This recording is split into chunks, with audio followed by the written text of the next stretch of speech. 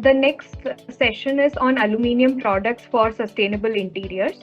Our speaker, Mr. Amit Garg, is an accomplished architect and a product designer. He's an innovator and entrepreneur, and he holds 3 patents and over 100 design registrations. He's a champion of Atmanirbhar Bharat, and is dedicated to advancing India's global position in design and manufacturing. So recycling just takes 5% of the energy consumed, because it can be recycled infinite times. There's a very specific and important report of what is the design strategy, how has it been designed. Why sustainability? Because it is a story of constrained resources.